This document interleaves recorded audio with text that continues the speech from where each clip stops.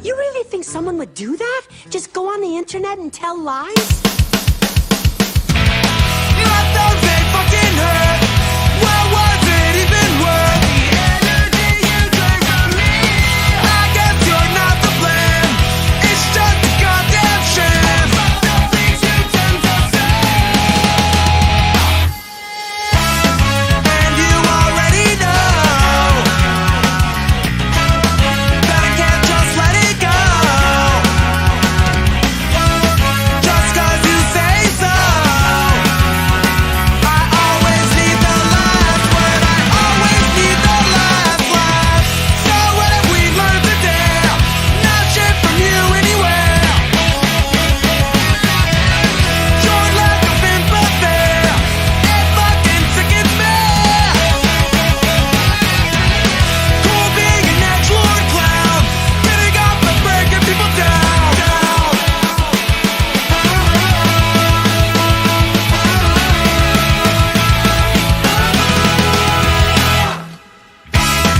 And you already know that I can't just let it go. Just 'cause you say so. I always need the last word. I always need the last laugh.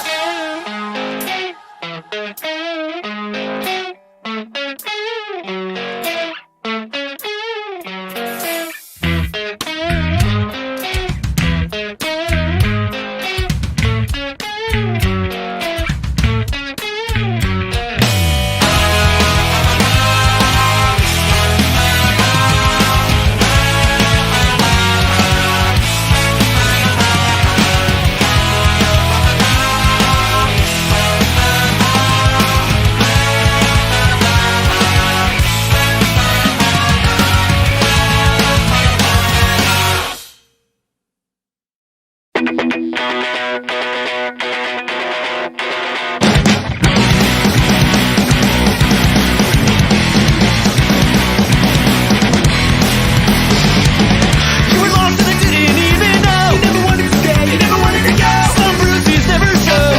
No looking back and always wonder why. Did I try enough and did we have more time? Where was I when the bottom hit you? I don't know. Was there time for another miss you? My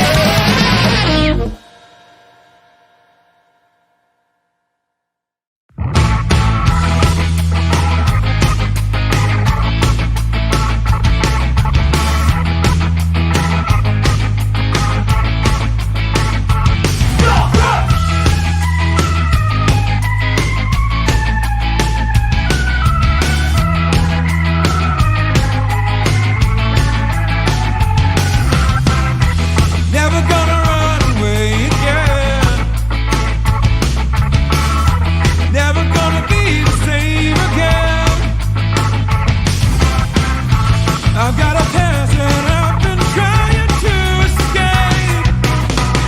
If I could go back, I think I'd change how I was made. I stay consistent, I can count on my mistakes. Now there's no easy way.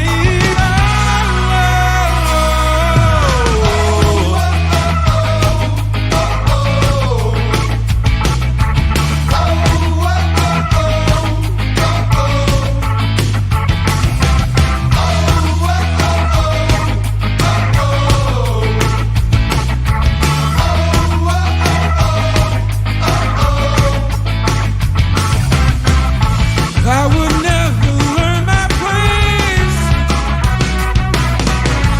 Can they see that out of faith? I'm not down for it, I've lost the thread of chase. Now there's no easy way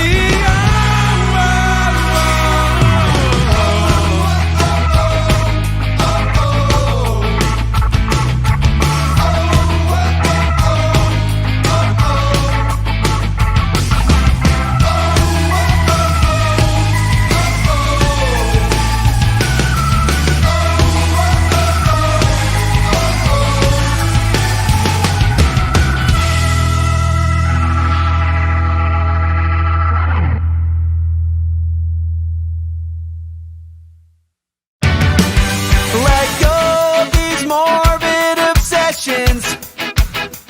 Every thought feels like a confession. She said, if I get one life, gonna do what I want. If I get one life, I'm gonna do what I want. She was a mess at 17, running down a dream.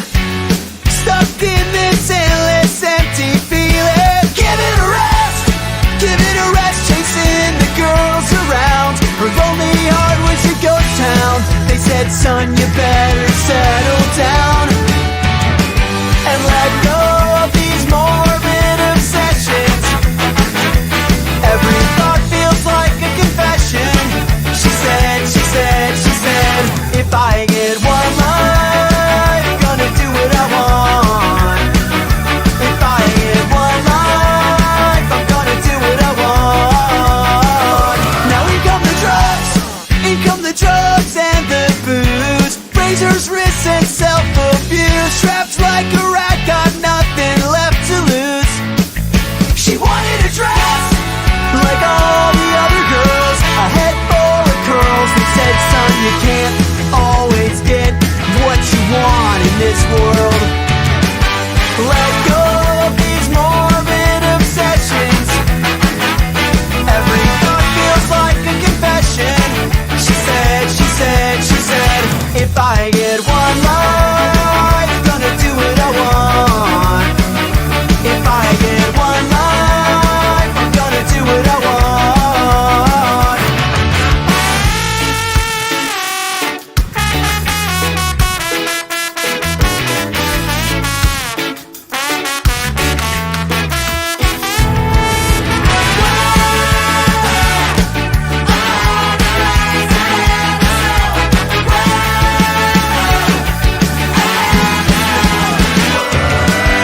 Let go of these morbid obsessions.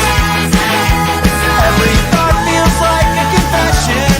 She said, if I get one life, gonna do what I want. If I get one life, I'm gonna do what I want. I'm gonna do what I want. If I get one life, I'm gonna do what I want.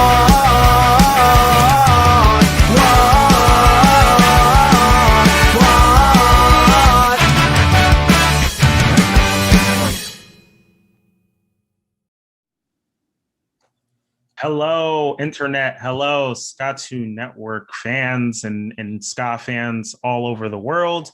And welcome to this wonderful, wonderful night. We're celebrating In Defense of Ska, the book written by Aaron Carnes, who has dedicated years to going deep into the genre and studying what has been going on in the world of ska, because it appeared out of nowhere. We're going to talk about that a little more later, in like 95 or so. And then it disappeared out of nowhere by the time the decade ended. So yeah, Aaron, you've been in the ska scene for quite some time. I know. Do you want to talk a little bit about like why you wrote the book and everything? Sure. I mean, I became a ska fan in '92 when I saw Skank and Pickle play up here in Northern California.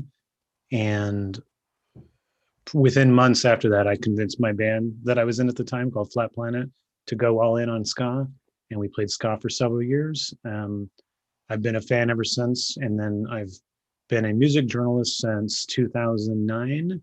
And so it was by being a music journalist that really inspired me to write this book, because I mean, I knew ska wasn't really taken seriously and that people made fun of it. But when I became a music journalist, it really became clear to me that my industry, my peers, did not at all consider it to be a genre worth discussing, worth criticizing, worth having like serious like debates about. It was either just a joke, or it was a thing that had fans, and those fans could have ska, but nobody else really cared about it. That was kind of the attitude, I think. Whereas like most other genres, most other subgenres, niche genres, they kind of get a wider discussion, especially after they've been around several years. I mean, all these underground genres from the 80s have all been picked apart and discussed and really just held to this sort of almost nostalgic viewpoint of like the time and place that they were. But for some reason that was missing with ska. So this was the primary motivator for writing this book, which I started in 2013. And then now it's published as of a week and a half ago. So it took me about 7 years. And then last year has been mostly just promotion. Yeah, I mean, that's incredible.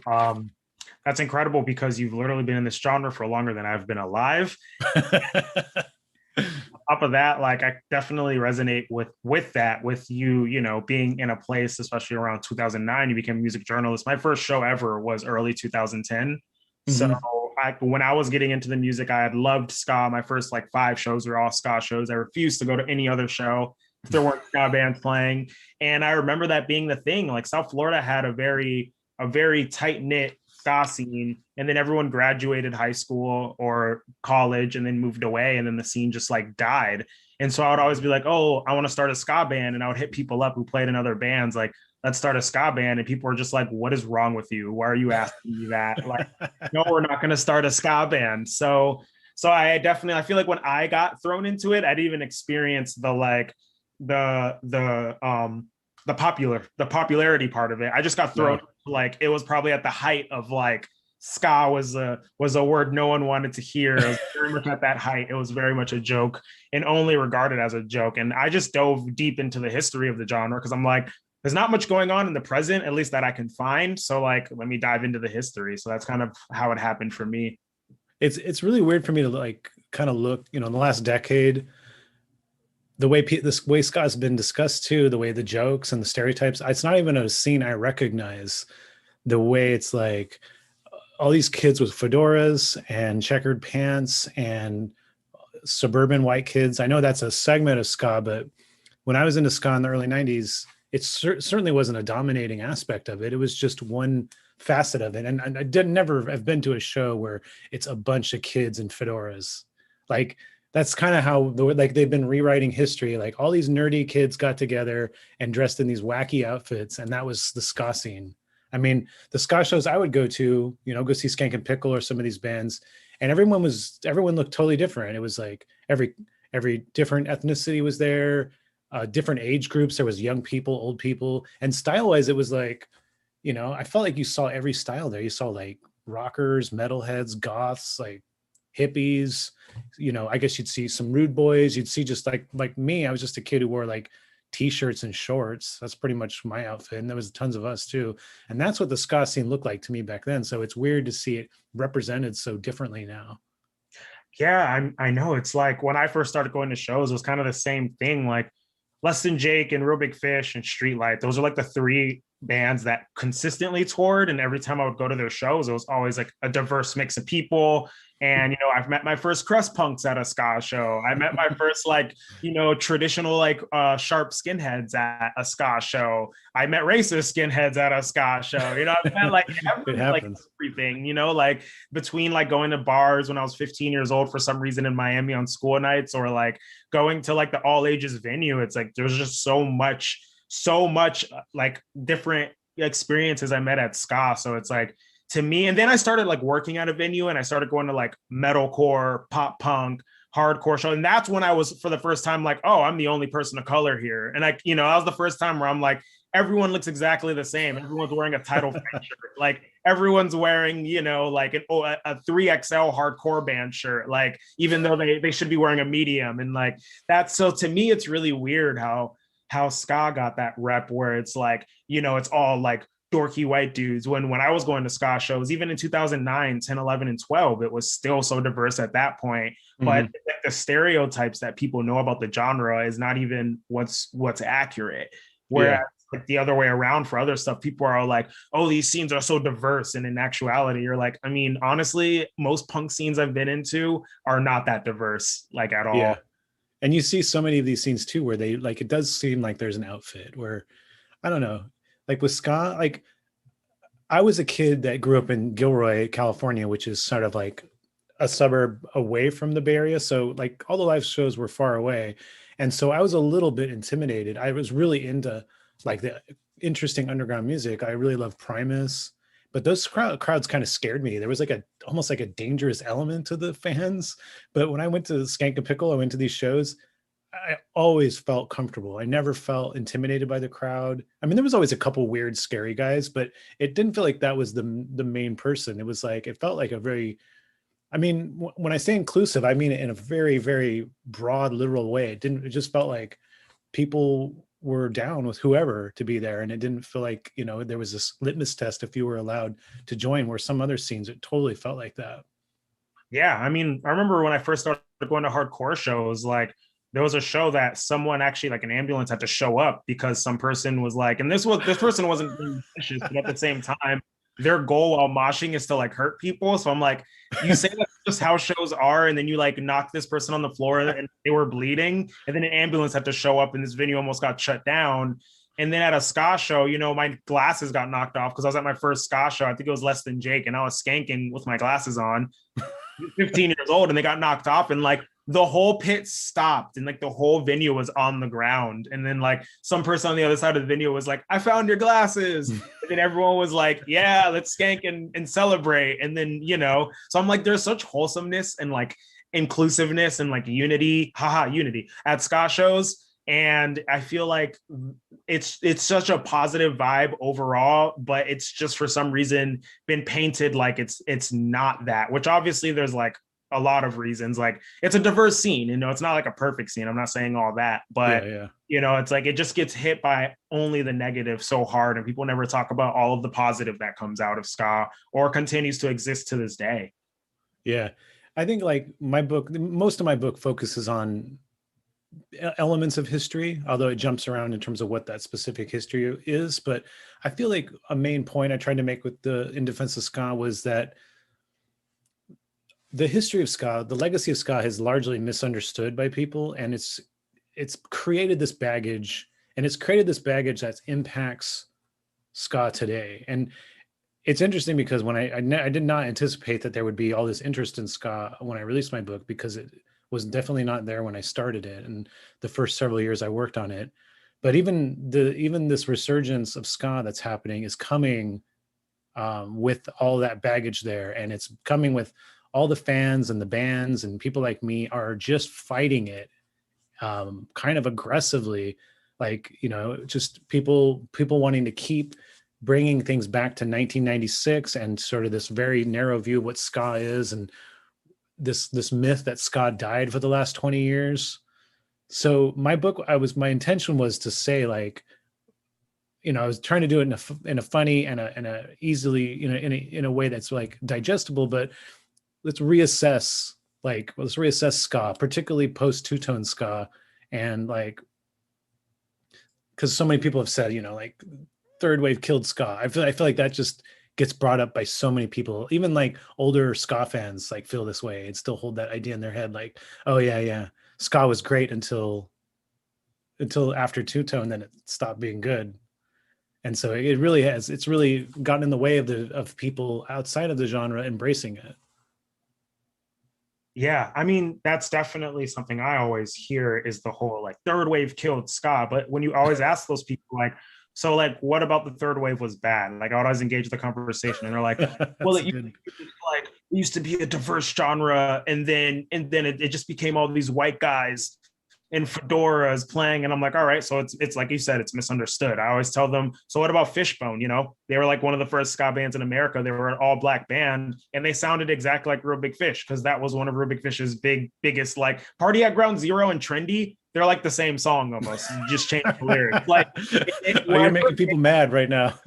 Oh my god, it's making people mad, but like, and like Rubik Fish never like took that sound and is like, haha, we created this, you know, but like, you know, they always quote like Fishbone and all these two-tone bands as like their influence. And I think that's like a beautiful thing about ska versus a lot of other genres. Other genres like will steal sounds and make a lot of money off of it. It's like ska bands never stole the sounds and never made a lot of money. Like, you know, like they've always given the proper respect and credit to those bands. And then you also have members of like these two-tone bands who are like, yeah, we like how ska is still going. And like, even in the Pick It Up Ska in the 90s documentary, it ends with one of the members from the Skatalites, like the first ska band from Jamaica ever, being like, the music's different. Yes, like it might not be my favorite, but I still love that the spirit of the genre is being carried and people can express it however they want.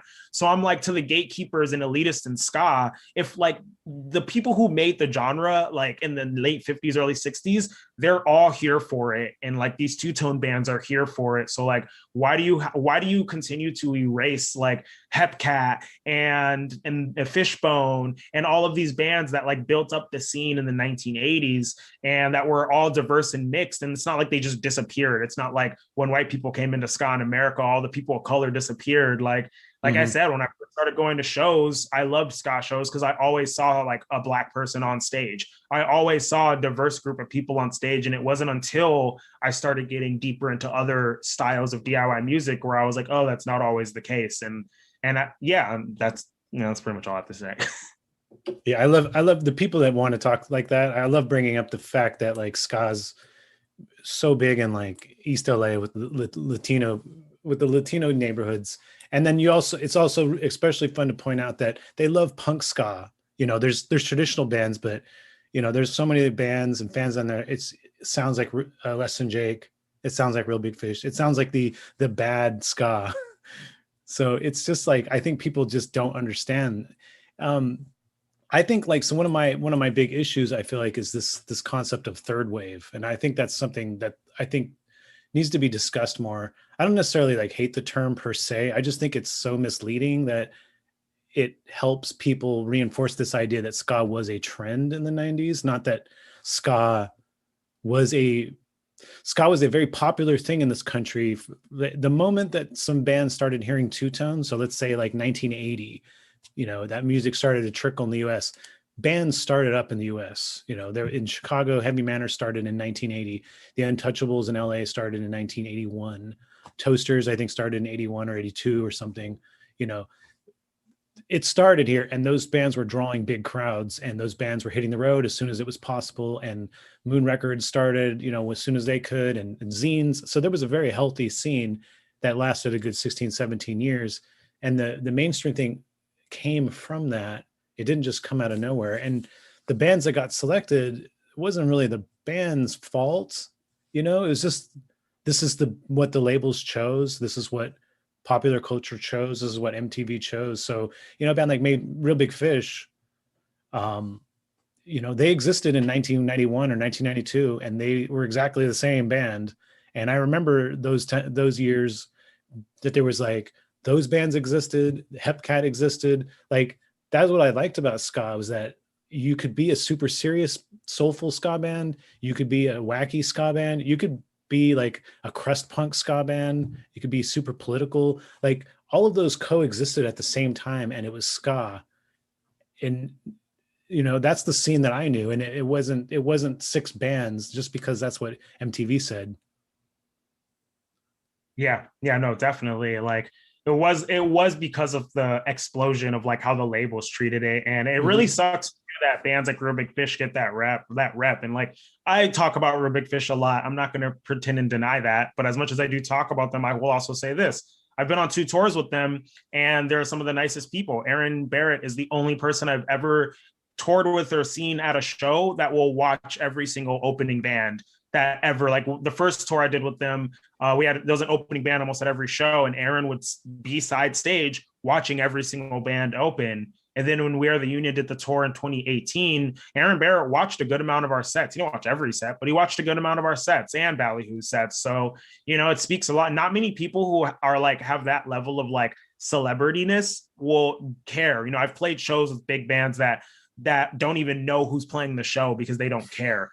And so like, Real Big Fish overall, they're super nice people. And, I don't fault them because like that became their career. If I had started making, whatever music when I was 16 and then it became my career and I dropped out of high school and college to do that. And then 20 years later, I was like, hey, wait a minute. Like, like, what are you going to do at that point? So I don't fault Real Big Fish's existence for like, for them existing. They're just doing their thing, but people give them so much like heat where I'm like, the heat really needs to go towards like, how it was handled by executives and corporate stuff. And again, when Real Big was 16, I don't think it's fair to be like, well, they signed onto the labels and ruined it. I'm like, they were 16. Like, that's not their fault. I promise you. Like, if you were 16 and you played an instrument and a big like Warner Music was like, we can sign you, you'd probably do it too without thinking about, long term or longevity. Like, no one thought in 1995 ska would die, die the way it did. I'm pretty sure. So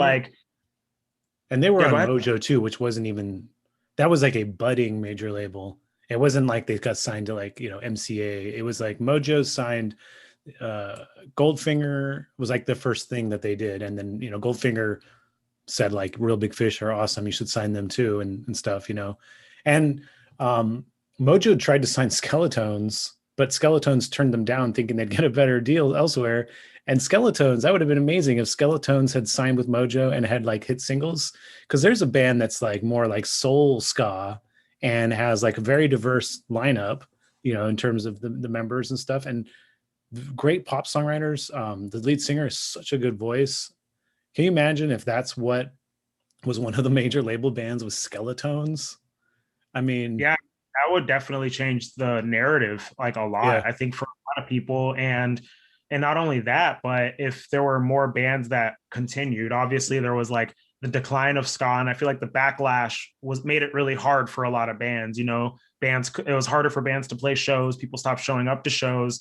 And I feel like a lot of bands just gave up, and you look at it and it's kind of like, I say like 1998 is like the third wave was already finishing, but I say 2002 is like the official like end day because like 4 years, so many bands just broke up or put out their last records. And by the end of 2002, it was only like the handful of like road warriors left that were on the road constantly. And then the recession hit. And I feel like the recession was like, if you had any bands that were barely hanging on in 2006, that recession, it killed them, like it got them off the road for like a 30-0. I feel like they broke up in like 2009 or 2008. Their last tour, I think, was in 2007. And, people don't think about the economics of the world and how that affects bands. But, in 1990, gas prices, you could fill up your gas tank for like a little over $1, and there was less inflation. So being in a band was much more financially viable back then versus now. Now it's like, the guarantee, like if you got a $300 guarantee, that could probably fill your gas tank for like couple days back in the day. But now if you're in a big van or trailer, it's like $300 is nothing, especially with the price of hotels and all that. So there's so many layers that go into like why quote unquote ska died. But on top of that, like, if we had other bands that had more of a diverse sound that got that spotlight, they could have definitely changed the narrative on how people viewed the genre. I think that like what it would have been like in an alternate universe, if I was to play God, I would have had Unyielding Conditioning by Fishbone. That would have been the first breakthrough, quote unquote, third wave hit single. if that would have sort of set the standard in the 90s of what ska is and what a ska band was, it would have completely changed things. And also an interesting one too is Adam and I interviewed Slapstick on the podcast, and they told us that they were offered an Epitaph contract that they turned down. That would have been an interesting one too if a Slapstick had signed to Epitaph and were getting that push in like the mid 90s. I mean, it would not be such a it would not be viewed as silly music at all if it was Slapstick. Yeah, I feel like so many bands just turn down the opportunities, or they hit like a few years too early or a few years too late. I know there's so many great bands just hit a few years too late. You know, like if ska never had that relapse and it just continued to steadily grow, you know, I feel like there's bands like MU330 is one of those bands. I feel like they just hit slightly too late. Like all of their records kind of came out in the mid to late 90s and then early 2000s, and like same thing with like Jeff Rosenstock. I feel like ASOB would have taken off a lot more, and Jeff would have like had more success in that ska world if like there wasn't such a negative connotation for ska. And then coming up with the community records stuff and all throughout the 2000s, it's like those bands were doing, you know, I mean, I knew about all of the community records bands when I was in 9th grade. They were some of the first ska bands I ever heard of. So to me, that says something about the success that they had, considering I had never seen any of them live I never even went to a show. I heard about them before going to shows. So like, but they had such a pushback because there was such a pushback against ska. So like those bands, like the 2000s decade, if you were a ska band, you were suffering, you know? Yeah, I know. So Let's Go Nowhere by ASOB. That's like one of Jeff's best songs he's ever written. And he's written a lot of really good songs. That song could have been a hit single if it had been released in the right moment. That song could have been huge. And it's like a song about being depressed. You know, I mean, the real behind the scenes story is that it was about him going through 9/11, but that's kind of not explicit. But I mean, if you're just listening to that song as a listener, it just sounds like, you know, being depressed essentially. And that would have been an interesting single as well. So yeah, like, I think like, you know, like I spent a lot of time in the 90s talking about the counter. I feel like there was a counter scene in a way. Like you talk about MU330, like they existed at the same time and put out some of the best records at the same time as like the mainstream stuff, but it was like almost not seen as the same thing. And I feel like that's a lot of what I wanted to focus on. Like there's bands like ME330 and Slow Gherkin and these bands doing like really have like records that hold up better now than a lot of the bigger bands did. And I feel like it existed as like two separate scenes almost. I think it's a good narrative to talk about. Like, that's why ska wasn't a trend, because there was like hundreds of bands existing at the same time, you know? It's just like punk. I mean, we understand that when Green Day got huge and Offspring got huge, that it wasn't a punk trend. Maybe it was a trend in the sense that, okay, it's popular now, but we all understand that there was hundreds of punk bands at the same time, before and after. I mean, ska isn't really different in that sense.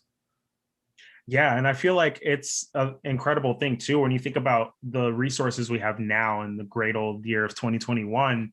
And, you know, like someone like me, I can write songs and, you know, record them in my room and put them out. So it makes me think how many bands from like the 90s or 80s or whatever were create like great music, but they could just never find the members, you know, like they couldn't do the record on my computer and get someone who lives on another continent to record sax like I do for Jer, you know, like what if like some people were incredible musicians, but they just couldn't get it together, or even bands that were incredible, but they never recorded. Like there were so many bands from South Florida when I first got into shows where they have a few songs recorded and I go back to them and like the production quality is terrible, but their the songwriting is so good, it makes up for like, it doesn't matter how bad the production quality is. And they were all like 16. So I'm like, these were talented people, but there was nowhere to go in ska. So they just stopped.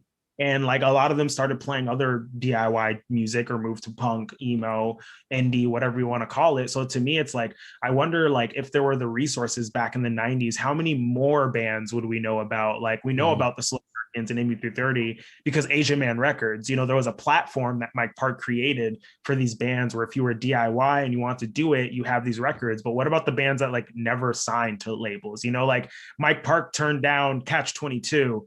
and then Catch 22 got another label. But what if Catch 22 just never found a label? We would never know about, you know, Keysby Nights and all of that stuff. So it's like, how many bands back in the day existed like that? And just we will never know. You know who Mike Park turned down also was Fatter Than Albert. Greg so went Greg went and interned with at Asian Man for a little bit, and he's like, "Hey, this is my band," and he like, had like other bands too from that scene, and Mike was like, "I'm just not interested." So that was like a big impetus for Greg to start Community, was because Mike wasn't really feeling it. So I think that's so pretty funny. Greg talked to me a little bit about that a few days ago, and I think it's like really funny. I just think so, because if Community Records had never started and those bands never influenced the South Florida ska scene, then I would have probably never gotten as into ska as I did now. So basically, just have the domino meme where it's the small domino, where it's like and then it gets bigger and bigger, and it's like this literal live stream everyone's watching right now. Yeah. So it's weird. I'm like, this idea of ska is dead is a thing I have not seen the veracity of it for other genres, and also how inaccurate it is. Like, ska is dead, like this idea that was perpetrated. It was really pushed even before, like in 1999. I feel like, is that's when you really started getting the ska is dead. You know, articles started getting published. One of the reasons Moon eventually filed bankrupt was because record stores were freaking out, like, of all the talk of ska being dead, and they were doing mass like resending of albums back to the point of overwhelming them and really undercutting their, you know, profits and making it impossible to operate. So some of it was, in a way, kind of manufactured, this idea that ska died. And then of course the fact that band members started to feel really uncool and uncomfortable filling in with ska and stuff, and either breaking up or trying to tweak their sound enough to where maybe people wouldn't consider them to be a ska band, you know, maybe like drop the upbeats, be rock with horns or something. But, you know, ska didn't die, and it's kept, you know, there was enough people that were still interested in it, enough bands still playing it. I think the Ska's Dead tour is a pretty interesting example. You know, David from Mustard Plug started that in, like, I want to say 2003 or 4 or something like that. And that was definitely a peak. Ska is dead. But he assembled a package tour with all the bands still playing, and they played pretty big rooms, and like everybody not in the scene was very incredulous and just kind of in disbelief that, you know, oh my God, I can't believe these ska bands are playing and they're drawing people. And I feel like that just keeps coming up, versions of that, even as the media is starting to give attention to ska bands in a way that might be closer to accurate. There's still that bit of like incredulousness to it. Like, oh, I can't believe that ska bands are still around, that people are still interested in this music. I mean, I think the fact that they're focusing on new bands is helping, and it's like it's making it closer to accurate, but at the same time, it's almost like people don't want to believe that people just genuinely like this music and are continuing to create and build scenes from it. Yeah, I mean, it is weird because, you know, if you asked me 3 years ago about ska, I would just be like, there's a few bands, but like, you know, there's not like much happening. It was very hard to be a ska band like 3-4 years ago. But now it's a lot, you know, there's a much tighter scene, and there's so many more bands, and people keep hyping and supporting each other. And it's dope to see, like, you know, so many friends who play in bands and music, like in the chat right now and throughout the stream. But, you know, like you said, how Moon Ska went like bankrupt because of the ska is dead, you know, like whatever. And I think there's a lot of power in words, and people don't think about that. And that's why, like, it's kind of like whenever I start seeing people talk about it, it gets like really like, oh my God. Or when people say things and, like, you know, it's like random influencer who's like, ska died, it sucks, there's no new bands. And then they get like a million retweets. And I'm like, why? It's like, literally, there are so many incredible ska bands who are constantly posting their music and articles and resources and so much stuff like that. And like, that's the thing about ska that goes viral, like the Stereo Gum thing that happened today. Like, of course, I'm going to bring it up, where, you know, 3 weeks ago, they made an article being like, ska is back, these new bands are doing the thing. And then today, post on Instagram being like, ska revival is dead. And it was like a joke, quote unquote, but like jokes have to be funny, first off. Second off, like, not funny, at least have them have some sort of like, like a comedy is based off of the idea of the unexpected happening. And that's just not the unexpected, because you're literally doing what everyone who doesn't know anything about ska does. And that's, like, shit on it. And then that's what they're doing. And because it's, it's cool and funny, what's going to get more clicks today? What would they try to do a piece on ska and what's going on now, and it got a good amount of retweets, but they know that more likes will come from ska, haha, ska dead. So like, that's the route they went down. And it's really unfortunate that people choose that for clout reasons, or choose that to get retweets, or do that for whatever reasons. But, overall, it does really hurt the genre. And it's like the bands that I play in, and many bands that are in the chat right now, it's like we struggle because we have to prove ourselves to people. And not even like the fact, obviously, have to prove ourselves because like we don't think we're good. We know we're good. That's why we're making music. But like, it's more of the fact that we could, not work a job and sustain ourselves off our music if that little bit more support was there. Like, what if like a Bad Time Records compilation went viral with hundreds of thousands of views and retweets instead of a meme about how bad ska is, and it's like, for those memes to go viral, like it's like almost every day I see someone else making a meme like that. And I'm like, literally every day, a different band could just like go viral, and they could reach tens of thousands of people who could love this band, and we could all have a great time. Everyone could be happy, but that's not what we're seeing. We're just seeing people, talk, haha, ska dead. And it really does in the long run, the same way it hurt ska in the 90s. It's like hurting the bands right now who are like doing this thing. Yeah, it's really funny because Stereo Gum wrote that article, and that article in no way talked about Mighty Mighty Boss Tones or any of the legacy bands that are putting out records. So like, it was coming from a place of new bands and new artists. And then Mighty Mighty Boss Tones, they're from the old school, they're not part of the quote unquote resurgence to begin with. They're a band like, like Rolling Stones in the 90s. It's a band that had created a career 2 decades earlier and is kind of surviving off of that legacy they created. So it's an unrelated. I think whatever Boss Tones does, positive, negative, successful, failure, it's unrelated to what, or should be unrelated to what the new scene's doing, just like it is with other genres, Like if a hip hop artist from the 90s did something, it wouldn't like impact modern day like DIY hip hop. People wouldn't attach the two together. I think this idea that ska kind of has a lot to answer for is a really interesting concept. A friend of mine, David Anthony, wrote this piece on his newsletter, and he took the concept of ska and post-punk from England, because they happened pretty much the same time. And he was kind of talking about how ska had like this clear, like, Jamaican ska roots, that it was kind of mixing with punk, but a lot of post-punk also was highly influenced by dub music. And then it kind of evolved, but we don't really talk about post-punk's dub roots at all. And so it never has to answer for it. It's just become this thing that's cool. Music critics love it. And there's been all kinds of issues, all kinds of problematic issues with a lot of the post-punk heroes, Joy Division, The Fall. I mean, I like all these bands, but it's not like they're not perfect, but like, it's like we know we'll never have to have these conversations about them. And we never have to have the conversations about like, well, they took dub music and are they true to the roots? And did they make a joke of the roots or anything like that? But this is like a conversation that constantly needs to be had by ska. And we constantly have to bring up 90s ska because we need a complete history discussion about anything related to ska for some reason, and in a way that's not required for other genres. Like new bands can't just exist on their own their own sphere. Like, we play ska, this is what we do. It's like you have to be brought up from the past in order to even have a conversation about it. Yeah, it blows people's minds that people can't just like ska. And I think that kind of dates back to people thinking of it as a fad. A lot of people view it in their minds as a fad. So when you think about, if someone's like, I like ska, people are like, why?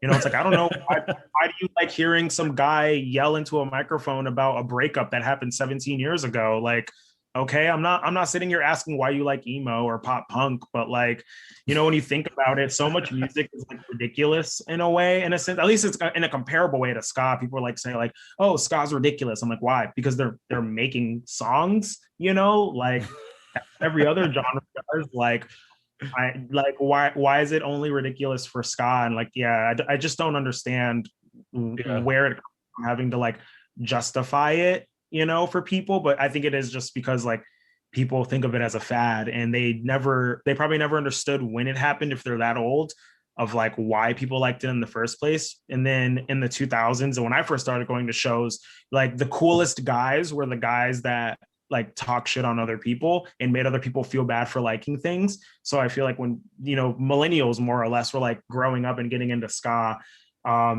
it was just cool to hate on people for no reason. So they don't even know why they hate ska. They just know it's culturally accepted to hate ska. So they're like, oh yes, that's bad, and I think that's why you're starting to see more success now, because one, Gen Z doesn't care what anybody says. Gen Z is just like, I like this thing, I'm gonna dig it, and if you want to hate me for it, I don't care. And then two, they're way too young to even remember why you should hate ska. They hear ska, and to them, they don't even remember it being on Nickelodeon or Cartoon Network. They don't even have the bias of like, it's my childhood. They just hear it, and they give a more honest and genuine judgment on the genre. And it's so funny on TikTok, like people will find ska and they'll be like, this music's cool. It's probably not something I would listen to, but I really like what you're doing. Congrats. And for me, when I first started seeing that, I'm like, that's really weird. Like, you don't like it, but you're not like wishing I will get hit by a truck. Because if I they're like, I'm gonna kill you for liking ska. But Gen Z's just like, okay, cool, that's a thing you like. I wish you success. I'll support you, even if it's not the genre of music that I like. So I think Gen Z's just overall making this world a little better. I think my experience, especially like playing in ska and being into ska in the early 90s, without all this like cultural like association with it as something bad, I think people's natural reaction when they hear it or see it live is like, this is good. Like, I think it's good. It's easy to like. And so people don't have those negative association. I think people are more likely to like it than not like it. And you see that. And I think that's why in other countries, ska is so popular. In Mexico, ska is like a mainstream genre, and people in the 20 plus thousands come out to see ska festivals.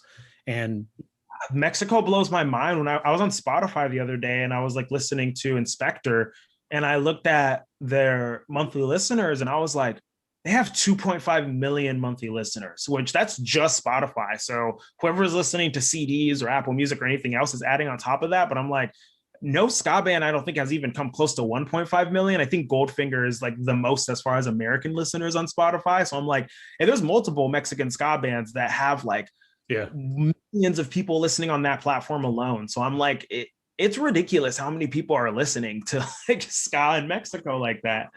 Yeah, Panteon Rococó are probably the biggest band, and they're probably one of the biggest. They're probably in the top 10 bands in Mexico, regardless of genre. I mean, and it's straight up ska pop band. I mean, it's just not.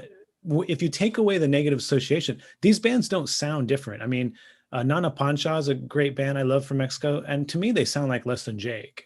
I mean, it's not like musically sounds that different. It just doesn't have the negative associations with it.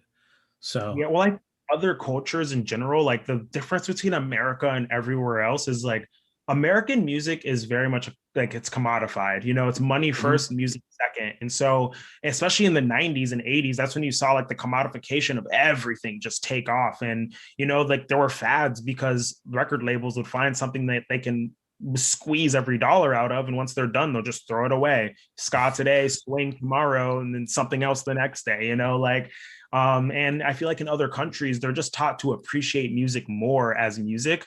And you can sell hip hop, for an example. Hip hop's a great example because it was underground around the same time as ska, and it stayed underground until like the late 80s, early 90s, the same time.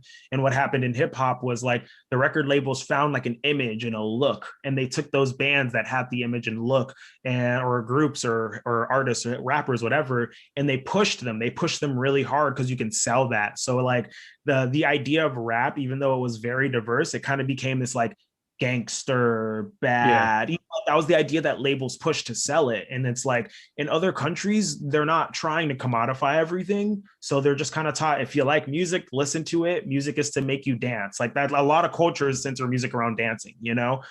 So I feel like in other cultures, especially like Latin America, like, and any culture that has like a lot of like, you know, Black and brown people, like, you know, Afro-Caribbean rhythms are all, or Afro rhythms in general are all over the world, in general and stuff like that. So I think it's just more of like they're taught in Mexico and Argentina, Venezuela and Cuba and everywhere else to just enjoy music, to enjoy it. We're in America. It's like they have to like almost brainwash or convince people that to like a certain thing so they can sell as much of it as they possibly can. And I think that's like one of the things that made people like hate ska, but also like why we treat music the way we do in this country. Oh, for sure. Yeah. Yeah. And before we start taking questions, I think it'd be good to just like, so to touch on where we are right now, which again, kind of surprises me. Even a year ago, I wouldn't have predicted that we would be at a sort of media blitz around ska, and I don't know how long it'll last, but we're in a weird place where I think like, what do we do with this attention? I think is some of it, and I think it's interesting that like a lot of the people that they're choosing to spotlight, like you and me and Jeff, Mike Park. I know it's not like fair for the larger ska scene that it's like 5 people that are getting sort of the attention. We Are the Union, you know, these bands. However, it is kind of cool that like at the very least that that we're all people that are like true believers in ska, like care about the music and have cared about the music and have been involved when there was a time when there was no money and no interest and everything. So we all know what it feels like to have nobody interested at all in this music. And then to have people interested, I do feel like all of us feel a little bit of a sense of responsibility and a sense of like, well, we don't want that misused. You know, we want ska represented correctly. We want the bands to be good. We want people to understand the music. We don't want people to just turn it into a joke or just turn it into a trend or a commodity. So I don't know. It's hard to know what the future is, but I think it's good that like a lot of the people that are getting kind of name dropped in this resurgence care a lot about the music and have been involved, you know, when it wasn't anything. Yeah. And I'm like, I definitely agree with that. And I have too been also, obviously, I was talking to Greg about, I made a tweet about it. I was talking to Greg about the sudden attention there is for ska right now. And it was like we were in New Orleans like 2 days ago, maybe 3 days ago. And I was like, I'm kind of worried. I hope that like this resurgence doesn't, you know, it doesn't like get blown out of proportion the way it did in the 90s. And then just like people can abuse it and take advantage of it. But I don't necessarily think that'll happen, mainly because there are like strong, you know, people in the scene right now, you know, like Mike Park, like you said, and Jeff and everyone like that who is doing that. But also it's just growing so organically. And I think that even if a band popped off or you know, one of our bands or whoever's making ska that's new now pops off, I don't think they're going to necessarily like be like, ha ha ha ha, forget everything I came from, forget ska, I'm just going to focus on me. You know, I don't think that's going to happen. And I think that we're creating like a structural like foundation within our scene. And once that underground scene is like established the way it is in other genres, I think it'll just be there forever. And, you know, at the end of the day, like a Jer show or We Are the Union show or a Kill Lincoln show, I know will be like a very, you know, this space is like an inclusive space. We stand for what's right. You know, like ska, there can be an industry plant ska band that takes over the world, and you know, that could happen and that's fine. But I know at the end of the day, whether this scene stays the size it is now or blows up, I know like on stage, we're going to be like setting a good example, and the people at our shows are going to be setting a good example. So I'm not like really worried about what will happen to us. The only thing I'm like, I hope that we can sustain ourselves. That's like the biggest thing for me. You know, I'm not asking for Kill Lincoln to tour with Billie Eilish in 3 years because they got that big. I just want, you know, a band like Kill Lincoln to be able to not have to work 2 jobs each or whatever to be able to get by. You know, I don't want Mike Szynski to work all day and then go home and then work for the label. You know, he works really hard for the label. We basically just care about Mike Szynski's mental health Yeah. Yeah, it's like the amount of people in ska that like work and do another thing. Like even like technically what all I do is the YouTube channel, but I'm also like working 90 hours a week because I'm doing commissions to be able to focus in more on what I want to do. And it's like, Yeah. you know, it'd be nice to not have to commodify my art for 100 hours a week and barely sleep 2 nights a week to be able to do it. You know, like that's all I want, fans, and for everyone Yeah. else to be do that. So, and we're like so close. That's the thing. It's like we're like right. It's like right there. If our followings all doubled overnight, we could probably do it. You know, and it's like to me, I don't think it's a big ask. Like when a band like Real Big Fish has 800,000 monthly listeners on Spotify, and then like you know, like We're the Union has like 50,000 or 60,000. I'm like, we should be able to find a couple 10,000 people. Like I have 200,000 like subscribers on this channel. I'm like, we should be able to get another couple 10,000 to like to get into this or to enter to our bands or whatever. So that's why I'm just like, that's why I'm like, oh, it's so we're in such a weird point right now, and anything could happen very quickly and very soon, you know, especially with how fast the internet moves these days, you know, like Yeah. I got off TikTok for like 2 weeks and when I got back on, I'm like, I don't even understand what's happening on this app anymore. I know how everyone feels now whenever I tell them to get on this app. Yeah, I mean, like if Mexico, like ska was mainstream in Mexico, like literally mainstream with labels in like the early 2000s. And then, you know, then it wasn't, but it didn't like affect the scene. I mean, there was a little bit of a dip, but they rebuilt it in a kind of a DIY way. What's happening in Mexico now is pretty DIY, but they play festivals. Like I said, some of them are like 25,000 people. It's not impossible to think that we could bounce back from media hype and just have a big, healthy scene, regardless of the hype and media interest and labels. So, so I think like we were going to take questions now. The question, if anyone has questions about our conversation, anything specifically about my book, you know, because I know it's been out like a week and a half, you know, anything about ska, we're down for that. Right. You guys ready for some questions? Yeah, Adam Davis on First the question questions. from Chip and Salsa. Ooh, Chip and Salsa, the meme king. Aaron, if you could add an extra chapter on any band that didn't make it into the book, who would it be?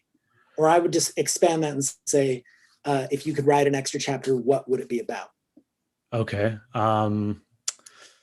Well, let's see. I would have, if I had learned about what the New Orleans scene in the 2000s before I had finished writing the book. I learned about that last year when it was pretty much done, and how Katrina played a big factor in sort of giving that scene life, and then also creating community records.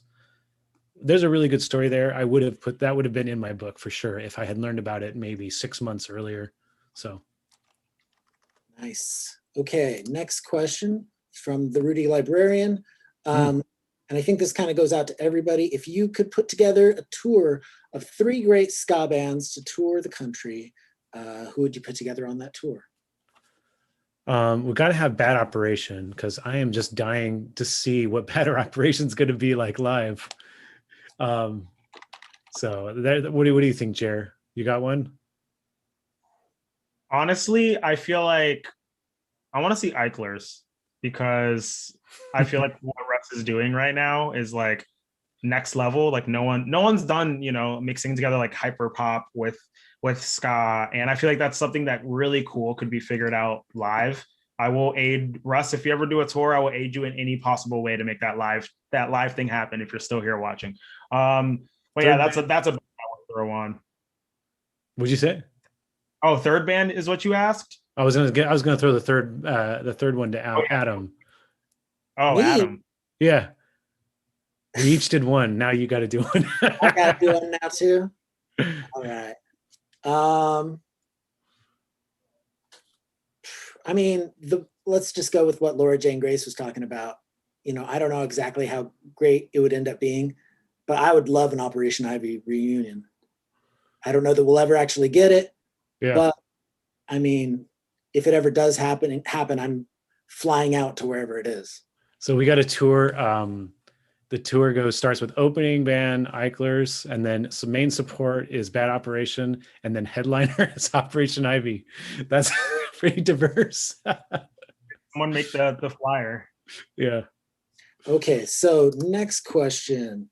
Russ would like to know what everybody's Taco Bell orders are. Everybody's what? Your Taco Bell order. When Oh, you go to Taco Taco Bell. Bell, what do you order, Aaron? Well, I mean, since I am so healthy, I don't even know what Taco Bell is. No, I I don't know, like nacho supreme. That'll do it. Your Nacho Supreme? Yeah. What Or Bel about Grande. I don't know, whatever. Jer? Is there the different anything at Taco Bell that you can eat? Me? Yeah. Is there- So if you say what- Fresco, I heard Fresco isn't a thing anymore. I haven't gone to Taco Bell since they toured, so it's been a minute.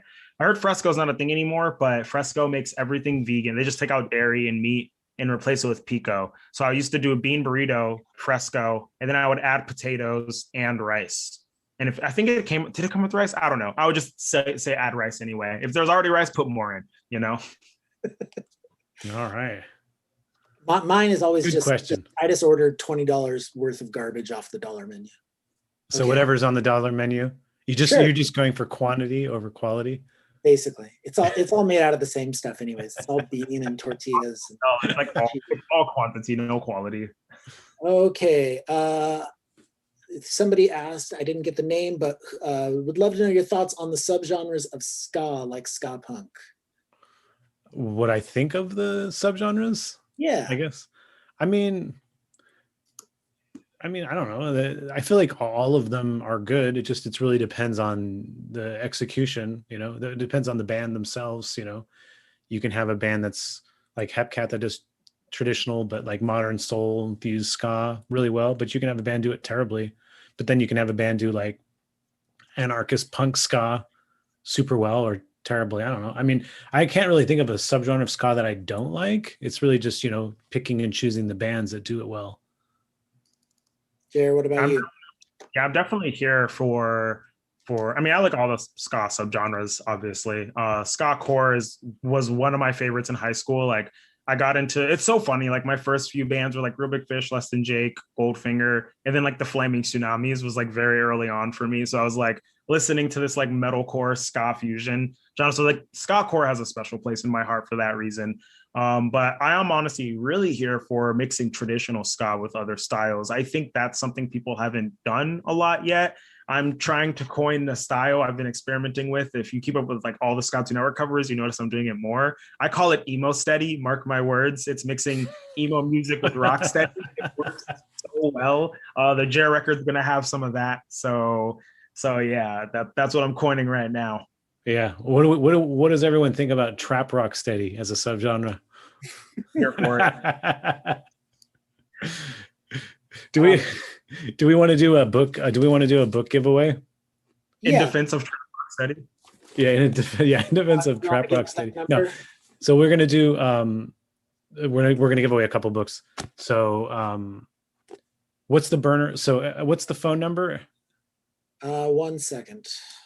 I'll get that for Our you. average watch time right now is 3 minutes, 11 seconds. Just wanted to point that out. Hey. Okay, let's All do sixth caller. How's that sound? Sure. Sixth caller. Do you want to give us a question we can talk about while you Yeah, let me give you one. Do you feel ska suffers the same unfair attitudes disco had until only recently being rediscovered by serious music lovers? Will ska also meet such a reevaluation in the future? I think some of the way that disco was misunderstood is similar, especially the way that it was written off. Oh, hold on, Aaron. Which Yeah. color are you taking? Oh, sixth. Sixth color. Okay. Okay. Disco was like one of those things that was like actually like a good genre of music and like had roots with LGBTQ and people of color and stuff, but that was really written off as like the killer of rock and roll. So I think in that way it's sort of like similar in its way it's misunderstood, but I think where it's different is it's like disco did truly die, and it came, ska didn't die like the way disco did. So disco was a trend. It was a cool trend, but it was a trend. I also think disco's death had a lot to do with the synthesizer, and it's like the late 70s hit, and suddenly this like the synth was there, and people were like trying to make so much electronic music where if you were making any sort of non-electronic music, there was just a huge backlash, you know? Yeah. Like even like with like hard rock and stuff like that, and jazz too. Like jazz kind of like at that point, I feel like the 70s was so much jazz fusion, and then it just like dipped down. And if you really loved it and you were within it, you still knew where to go. But as far as that, I think it was like electronic music came. But with ska, you didn't have a huge new game-changing invention come forward. You know, that didn't happen. So I feel like that's where that difference is. Yeah, and like it was interesting the animosity towards disco and drum machines that by the rock community was pretty, like you look back at that, it's pretty weird and kind of uncomfortable that they were like acting like the drum machine was the death of music, and that like disco was like, you know, killing rock. But you know, rock didn't die from disco. That's ridiculous. Yeah. But yeah, and so ska, I don't think ska anyone's ever viewed ska as like killing other styles of music. I think there's another big difference, the way disco was treated as though it was like the killer of all good music came at the hands of disco. Ska was just kind of viewed more as a silly trend, a misunderstood one. Yeah. Where are you at, also, Adam? Oh, go ahead. There's huge disco songs right now that are people still know and hear daily. And so you don't really hear that with ska. You can't go to like a party. You're like Casey and the Sunshine Band at a party, but you won't hear like Real Big Fish. You might, maybe. Yeah. Dude, look at Adam. Look at Adam manning the phones. Oh yeah. Are you Evan, congratulations, you're the winner. So what you can do is just text this number with your address and I'll pass it on to Aaron. How does that sound? Great. Okay. I'll talk to you later. Bye. Look at the winner is Evan. Is that what you said? Yeah. Okay. Good job. Claudia is the winner. Okay. Next question. Would you two like another question? Oh, would we? People are still calling. Stop calling. wait, hold your call. We're going to do another giveaway a little bit. Calls. Okay. After rewatching the What Happened to Ska stream and listening to tonight's conversation, Ska thrives as an underground community. With that said, what is the ultimate Ska dream? What's the goal? Or is that the question? What do we hope happens? What's your dream, Aaron? What did you dream? What's my dream?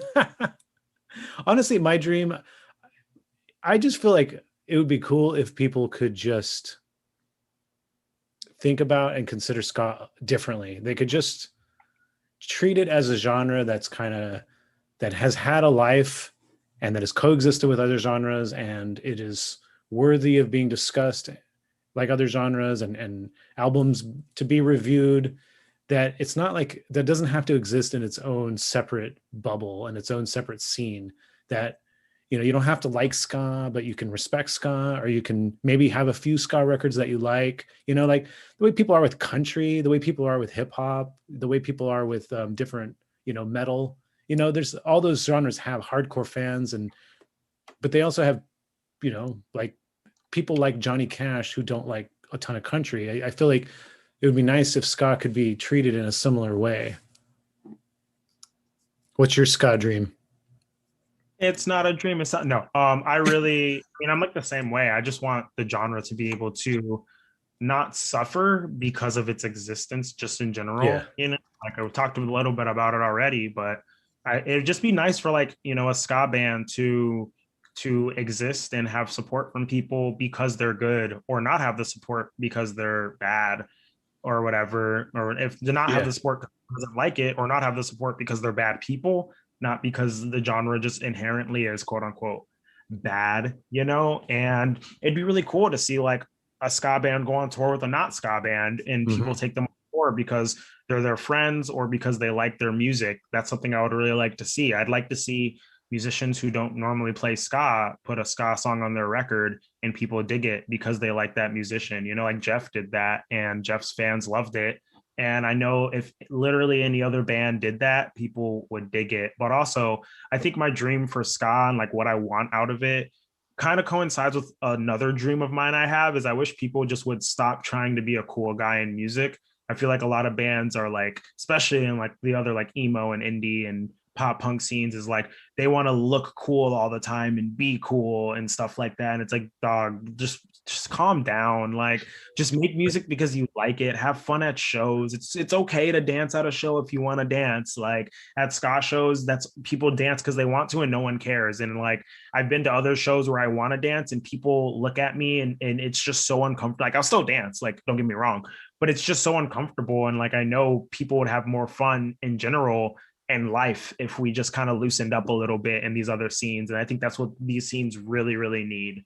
That ska is kind of always set an example of. I think it would be great if ska wasn't as polarizing too. Like, I don't know why, not to call out our great friend of ska or not, but I don't know why it has to be like, do you like, it's you either like ska or don't like ska. Like, I don't have like strong opinions about a lot of genres. I mean, do I like country? I mean, I don't know if I like country. I mean, I can name some country records I like, and I can tell you some artists I can't stand. Like, I don't know why ska has to be such a binary thing. Like you're either a fan or you hate it. Like I feel like it would be nice if that kind of melted away.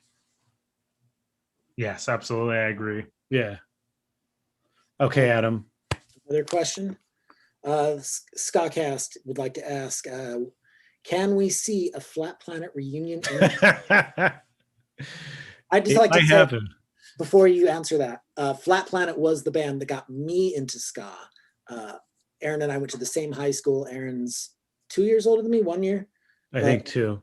Yeah, 2 years older than me. So his high school experience overlapped with mine and my older brother's.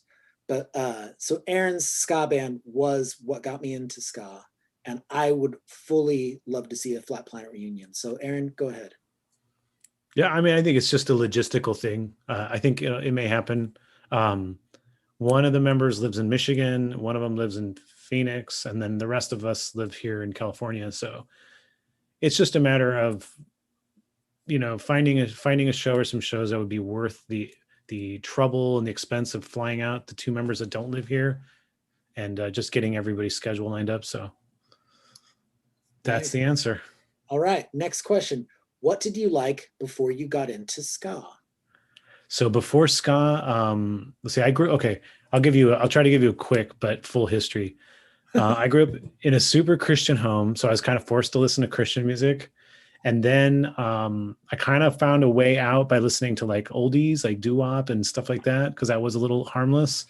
And then I started secretly listening to alternative radio, which at the time was like The Cure and Depeche Mode and Midnight Oil. I kind of was like, would turn the radio on, the local like San Francisco station, Live 105. I would listen to that. That sort of like sparked my interest in alternative music in general, like stuff that wasn't popular. And so I was really getting into like music that I would hear about that would happen at like clubs in the Bay Area. Which is what led me to being really into Primus, and kind of this, what was really popular in the Bay Area at the time was like funk music and funk rock and stuff. Like Primus was technically part of that. Mr. Bungle was technically part of that. And then there was some really bad bands. So seeing Skank and Pickle was definitely like an overlapping scene. Somebody that I was friends with who I would talk about this music with, they told me about Skank and Pickle, because Primus and Skank and Pickle, all those bands played together. They all played the same clubs. They were part of the same scene.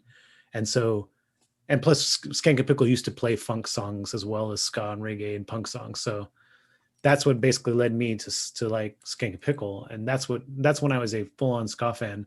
But, I continued to like other styles of music, and I still like other styles of music, Okay, Aaron, as you were planning the book, what was one of the biggest surprises in the process? Did you learn something that blew your mind, or was it the process itself that was most surprising? Well, I've been asked this question before. It's a little challenging to answer because it's hard to remember what my mind frame was like in 2013 at the beginning. But I can just say that I do know that certain things I didn't know at all. I didn't know anything about ska in Mexico. I didn't know anything about Latino ska in LA. I learned about that in like 2015 or 16. So, I mean, if you would have asked me in 2013, you know, is there this whole East LA ska scene? I would have had no idea. I didn't know a whole lot about American ska in the 80s before I started the book. I learned a lot about that in the early couple of years. I knew Untouchables because I used to have one of their records back in the 90s, to Live and Let Dance, which is a great record. I knew Bim Scala Bim, but they were still playing in the 90s as Toasters were. So I knew probably those three bands the best of the 80s bands. But in the early days of working on the book, since I was kind of aimless of what I was trying to write, I knew that I wanted to write a book about ska, but I didn't know exactly what I wanted to write. So I started interviewing random people, but I really started focusing on bands I didn't know well. Like, it just started piquing my interest. Like, oh, I don't really know a lot about ska in the 80s in the US. So I started researching a lot of that. I was reading Mark Wasserman's blog. He's got a book coming out in a couple months that basically about ska in the 80s.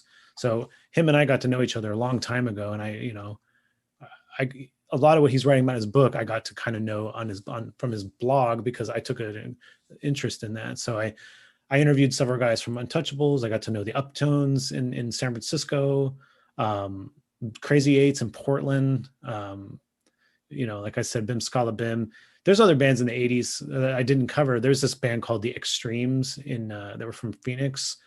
Super interesting band. I really debated writing a whole thing on them because they had such a crazy, interesting story, and they were so good. So there was all kinds of these bands. So I didn't really understand the depth of ska in the 80s underground.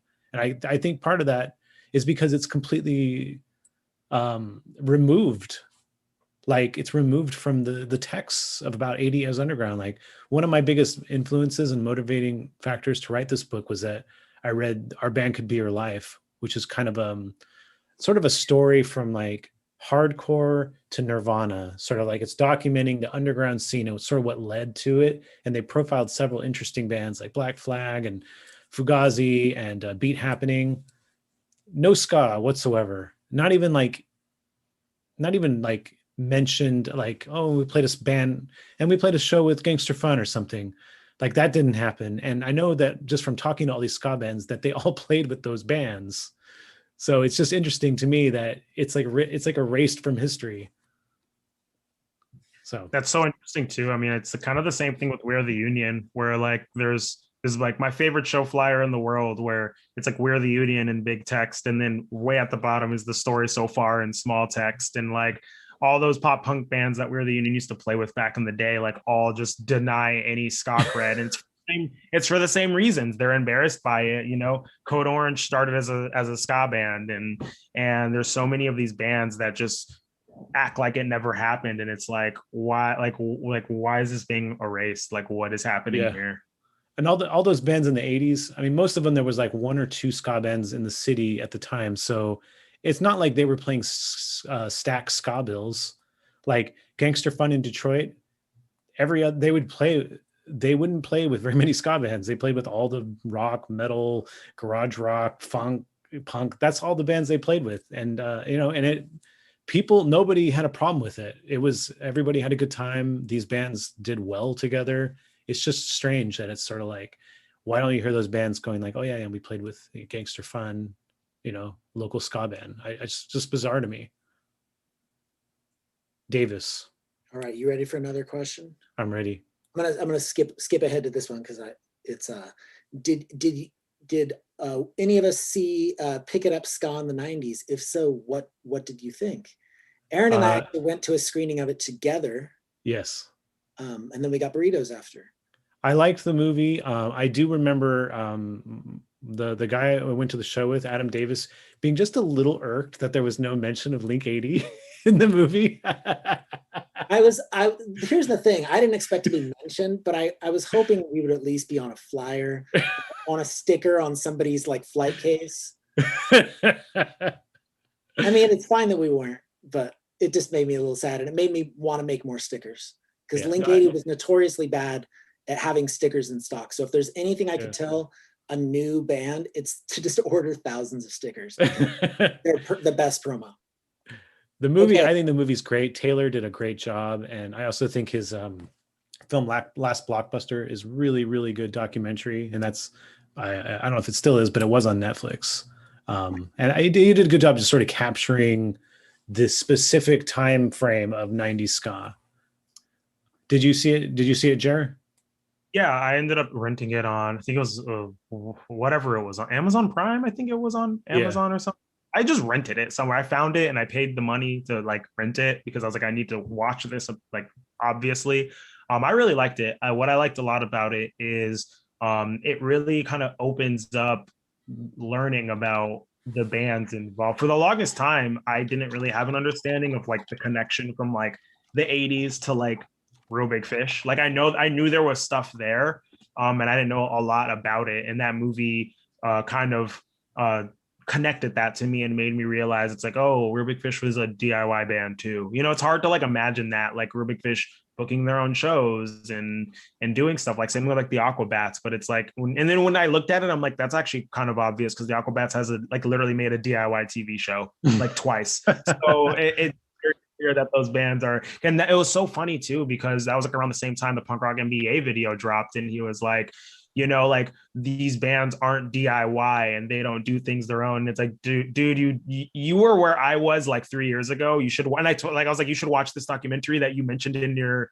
video about ska, but did not watch the documentary because they talk about how like Real Big Fish and the Aquabats and these bands that we look at and we just see them as these goofy third wave bands that blew up out of nowhere. It's like, no, they blew up because they were booking their own shows because no one wanted to play with them. So they did the DIY thing that everyone else does. It's like, well, we'll book at a bowling alley because none of the cool punk venues will book us, you know, like type thing. So I really like that aspect of that connection. And that's a great documentary where if anyone ever asks about learning more, I'm like, just go watch Pick It Up in the 90s. Like I knew a lot of that information already, but if I had watched that like 5 years ago, then that probably would have been like, oh my God, I didn't know any of that, you know? And it's like, so yeah. I really enjoyed that. Yeah, one of the things I learned through the process of writing my book, speaking of Real Big Fish, is that Aaron Barrett wrote Sell Out when they were a DIY band.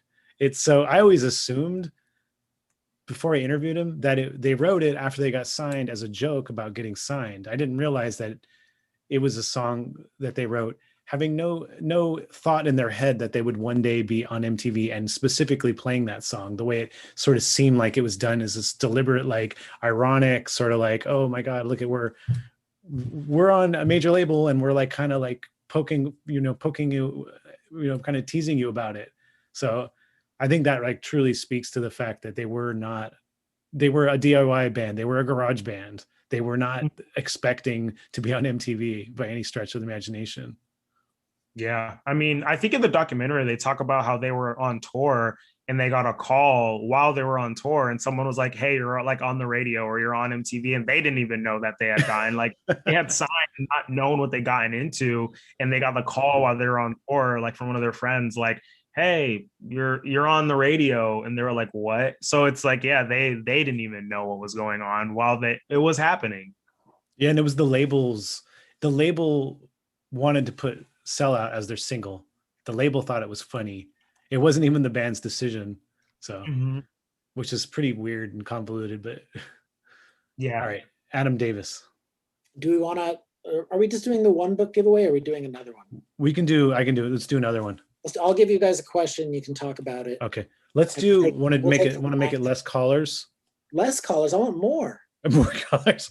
Let's do 5. 5. Okay. 5 calls. 5 calls. And here's the question. No doubt.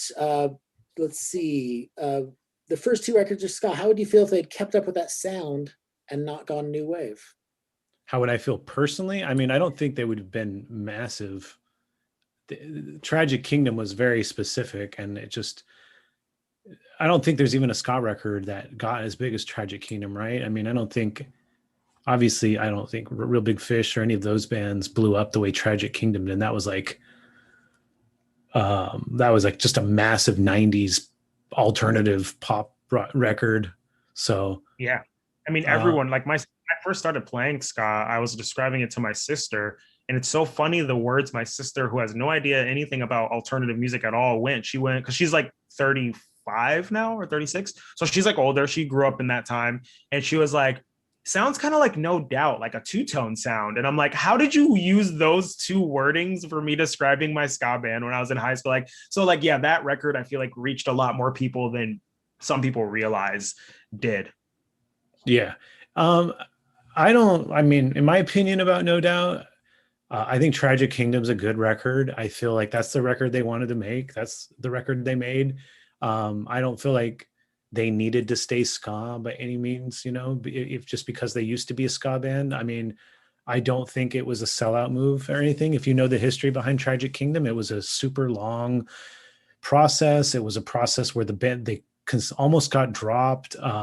They were constantly fighting with the label. They were like sticking up for this thing. I don't think the band thought it was going to be something huge, especially because their first album that they did was with the big major as well. So they had already been on a major label before that, and it did not go well, or did not reach a lot of people. So it seems to me like they just made the pop album they wanted to make, and it was a complete happenstance or just a complete random thing, a timing thing where it blew up the way it did. So I don't know. I think it still holds up.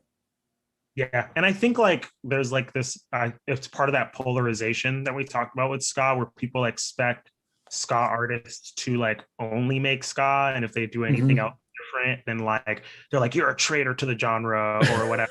And like outside of ska is like, well, it's one or the other. Like, Jeff, are you going to stay making ska, or are you going to make your indie punk, you know, like, and that's kind of the that I get from people. And it's like the reason why No Doubt became successful, and same reason why Jeff became successful, is like they just did what they wanted to do, and that's totally okay. Like I think Jeff had like has always had a love for ska, and like same thing, I feel like No Doubt could have kept making ska music and it would have been, you know, great and fine. Same thing with Jeff. If like ska music kept being the main thing Jeff did, it would have been great and fine. But, you know, we'll never know until we get an alternate reality machine. And at this point, I'm like, to me, it doesn't really matter. You know, like they did what they wanted to do as artists. And, you know, I think that's totally fine. And if they return now, if No Doubt returned to ska, like tomorrow, they just dropped a full on ska record, I think it would hit. They're talented musicians. Whether or not I would listen to it or not is like, you know, I just don't know. Once again, we'll have to see tomorrow on Saturday, May 15th, if that'll happen. But I'm just indifferent. No doubt. Yeah, I'm indifferent on what's up. I was gonna say no. I was trying to make a No Doubt, No Dream, Ska Dream conglomeration, but I didn't quite. I was like, my brain was still trying to work it out. No Doubt, No Dream. Okay, Adam, who Cameron, won? You are the you're the fifth caller. Be excited. Could you hear Cameron? They went, yes, yay! All right, Cameron, text me your address and I'll pass it on to Aaron. Okay, bye. Bye. All right. Questions. How many more questions do you guys have in you? Let's just do a couple more and then we'll give away one final book. Okay, great. Kevin M asks, as a Midwest person, thoughts on how Michigan ska stacks up compared to the West Coast, Chicago, etc. I mean, go ahead, Aaron. So you want me to compare Michigan with other parts of the Midwest? Sure. Or the whole world. Why not? The whole world. I mean, you got Gangster Fun and you got Suicide Machines, as those are the big ones. I mean, those are great bands. I mean, Gangster Fun is like not the first Midwest band, but the first Midwest band to sort of like blow up in a regional sense. And they kind of defined a lot of the rest of the Midwest through the 90s. So I don't know. I mean, and Suicide Machines, I feel like were probably one of the best punk ska bands of the 90s. But you know, the Midwest, I think the Midwest was in general, was a great place for ska. I mean, you had a lot of the great Chicago bands. You had a lot of the really cool Minneapolis ska bands like the Pacers or Siren Six or Animal Chin, right? They're from Minneapolis, I think. Animal Chin, yeah, they're Minneapolis. Yeah, so yeah, and then ME330 from St. Louis. If we're considering that Midwest, I'm not sure. I think so. So, Jer, who do you like from Michigan? From Michigan, this one band from Ann Arbor, Michigan. They formed in like 2005. I can't remember their name. Something about union workers. They're pretty cool. Mustard Plug. I don't know. Did y'all say Mustard Plug? No, I was Mustard about Plug to say Mustard Plug. That's They're one of the first like ska bands I ever heard. Like I knew was from the Midwest. Grand Rapids. Yeah, Grand Rapids. Yeah, they're a dope one. I think like I mean, this is not me thinking. This is me just thinking out loud. Is like I wonder if it has anything to do with the like demographics of like the Midwest, where you know a lot of people know a lot of ska from Orange County, which is like kind of a white collar type area, versus like the Midwest, where like blue collar, like Detroit is like the blue collar like capital. You know, like people when people think of factory jobs, it's like the Midwest. So I'm wondering if it's like people coming up from like blue collar backgrounds where you kind of get this grittier sound from the Midwest, whereas like you don't get that gritty sound from like the Orange County bands, even or like the California bands. I mean, I guess the Bay is different in that aspect. Like there's like that more of that grit sound. But even then, I feel like the Midwest bands, in my opinion, has kind of that in the Northeast, which also like the Northeast is kind of like blue collar, you know, whatever. And the demographics there are really mixed up. So I feel like the bands in the Northeast have that same sound. That's just me thinking out loud though. Yeah. I found like through some of my process of writing the book, we talked about Midwest and how the Midwest was like sort of culturally less, you know, like the coasts are a little bit more cool, I guess, in a way. And so there's like, it's less pretentious. So this idea of like being true to ska, or that's like sort of like there was definitely more of a sense of like they were just doing whatever they wanted to do without any real connection to like what this scene was supposed to sound like. And a lot of those bands were like sort of the only, like the Midwest is a very big place, but it's sort of its scene, but it's too big to be like, you know, like a St. Louis and Chicago. I mean, those guys would play together, but they weren't next to each other. So they developed in their own very tiny isolated bubbles. So those bands all sound different from each other. Whereas like scenes like in New York or California, you kind of had these similarities because the bands were so close and playing so many shows together. So that was an interesting thing to kind of talk about with Midwest, its development in the 80s and 90s, where it was like, I feel like you see more diversity in the sounds of the bands because they were just more isolated. Y'all both missed Gray Matter. Oh, damn. Gray Matter. Okay. Isn't that guy that does that thing on Twitter? Ska or Nah? I read about that somewhere. It was like a metal thing. I can't remember.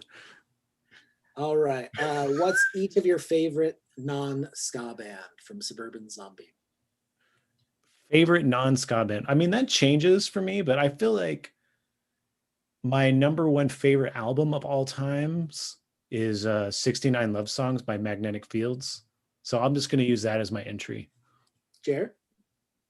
I mean, I'm constantly listening to so much music. Really From has been a band that's really up there for me lately. They dropped a new record this year and it's really dope. They're a jazz rock indie like emo quartet from Berkeley School of Music. That's like the way I describe them to people. And it's like if you like Snarky Puppy style jazz and you like Midwest emo and mix them together, that's kind of the vibe you get from that band. But they do so much and they put out a phenomenal record, 2 perfect records back to back. Not many bands ever do that. So that's my go-to answer right now that I think about. Nice. I'll just go ahead and say Vantana Row. Vantana Row. That's the one I always shout out. Okay. Let's do final question. Final question. How do you deal with people who say ska is obnoxious? How do you deal? I don't know. It's kind of, I guess you have to sort of just show examples of how ska isn't just obnoxious. I mean, and then I guess you can also show examples of how other styles are obnoxious. I feel like obnoxious is like just a thing. It's its own thing, and that people bring it to any kind of music. So I don't know. I mean, you can show bands like Hepcat or for instance. I mean, I don't think anyone would call them obnoxious. So you can obnoxiously cool, maybe. No, I think that's I think that would be the best way. I feel like the best way to combat stereotypes about ska is just to show examples of ways that of bands and instances of it not holding up. I feel like that's the best way in general to sort of combat stereotypes, is to just start poking holes in it. Yeah, I always pull up my playlist on Spotify that's a ska playlist that always makes people realize they don't hate ska. And I'm like, just listen to this playlist. And then if they say no, I'm like, okay, I can't help you. Sorry, buddy. Enjoy life being closed off to anything new. And most of the time, like I've never had someone listen to that playlist and be like, no, I still hate ska. Like the best case scenario is they're like, oh my God, I actually love this music. And the worst case scenario is like, it's really cool. It's just not for me, which I'm like, that's all I ask for is if for you to just be like, it's really cool. But yeah, someone just said those people are obnoxious. That's actually true. Anyone who ska is obnoxious, honestly, they're like the most obnoxious people in the world. So I'm like, I don't know, dog. Like, I guess ska is like what you are, but like manifested into the sound of music. Sorry, buddy. Like, you ever listen to yourself talk? Maybe you'll know how it feels. Like, everyone, like when I did an interview with Tim Heinecker on his show, I asked them, I was looking out for ska or not, and I asked them, each of them, if they like ska, and with all of them except one said no, and then immediately followed their answer with bands that they did like Specials or whatever. And I just think that's funny. For one, I think it's true that everybody's got at least a couple ska bands that they like, and then two, it goes back to my point again about like, why do you have to either like ska or not like ska? That's just a kind of a ridiculous question. Like, I'm sure there's some bands you like and some bands you don't like. And then some of us like us here, we probably like a lot more of the bands than we don't like. So, all right, Adam. That was your last question. You ready for me to take more phone calls? Yeah. Let's All do right. 4. We're going to do 4. Number 4. Okay, be caller number 4, and you'll win a copy of Aaron's amazing book. The not the most recent book I've read, but one of the most recent books I've read, In Defense of Ska. Call me now, be caller number 4. And I'll move over so you can see my flag. Whoa. Look at that. Somebody asked me to. If there's anything that we're trying to convey in this conversation, it's that ska now more than ever.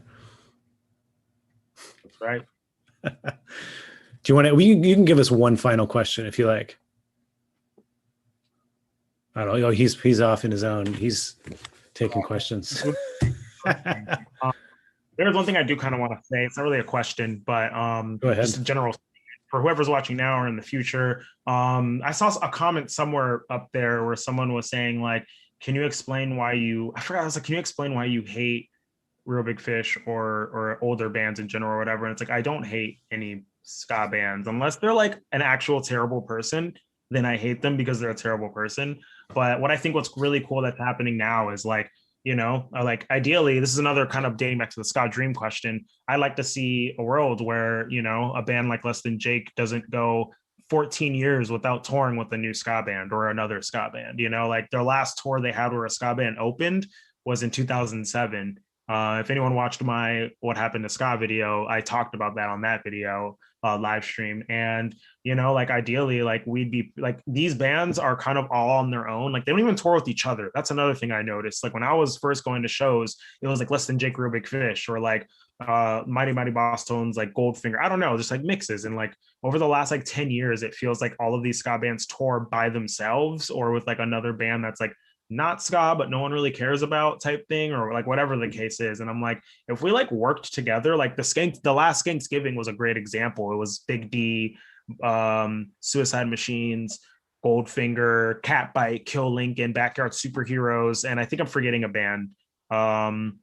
I feel like I'm forgetting a band. Sorry if I am to that band I'm forgetting. But it was a great show. Like it sold out. It was, I think, the first time they ever sold out the venue before day of. And it's like that show worked because so many great bands were just playing together and everyone enjoyed it. And it's like, if that became the normal in ska, this genre would like take off at absurd levels. And I know it, you know? Mm-hmm. And I'm glad that you're starting to see more like the younger bands are like sticking together more. And I hope that like the older bands kind of like learn from that. And instead of trying to like compete with like, this is what it feels like to me as someone who is an outsider to like the older bands. It's like, it looks like they compete with each other because they feel like they have to, when in actuality they could play together and co-headline. I don't know if it's like they don't want to like who's going to be the headliner thing, you know? It's like, well, if we don't tour with another big band that popped off with us, then we don't. I don't know if that's the case. I'm not like saying it is, but to me, that's just what it looks like. It looks like they got tired of the co-headliner thing and they do their own thing with hopes of wanting to be bigger or have more money because like they think the same people will come regardless. I don't know what it is, but I'm like, if we all work together, we could build a really beautiful, incredible, big, huge thing, unlike so like to answer 3 questions I kind of saw all at once. That's what I wanted to say. All right, guys. So we have Elliot here. Elliot is the winner. Elliot, congratulations. Hey. Congratulations, Elliot. This will be yours. This one right here. That one in Aaron's hand. That's going to be, it goes from his hand to your mailbox. Okay, so text me your address, Elliot, and I'll pass it on to Aaron. Bye. All right. I think that Planet Smashers. That was the other band at the Skanksgiving. Yes. Someone said it in the chat. The Planet Smashers. Oh yeah. That was and I was forgetting. Yeah, I mean all those bands, all of the ska bands played together back in the day. I'm not sure if it's a like as they got older or maybe the way their managers have dealt with it. I don't know. But back in the day, it was like they all played together and toured together. I mean, I think like Real Big Fish toured with like Let's Go Bowling on one of their first outings. And I know like Blue Meanies were telling me about this time that they got to tour with Goldfinger and Real Big Fish, which is a pretty funny tour. They said that like it would be like a very small percentage of the audience would be like super into it, you know, like the weird kids, and the rest of them would be like, ugh, what is this? So yeah, sounds about right.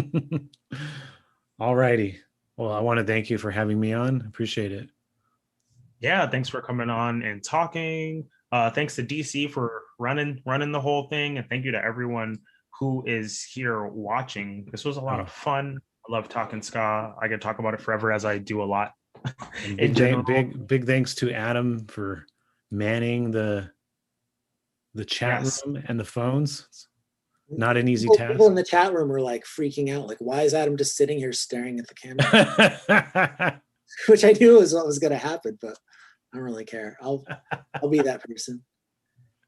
But now they know.